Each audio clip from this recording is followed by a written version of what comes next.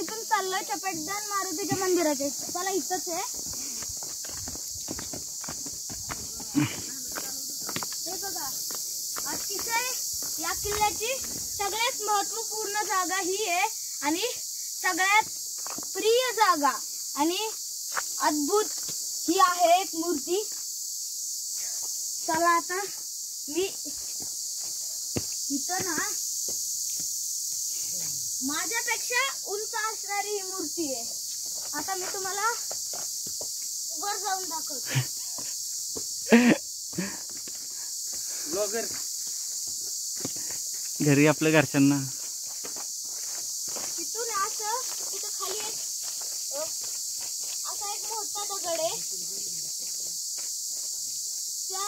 तो जो दगड आहे ना तो मागून असला दिसतोय ना, लय डेंजर आहे.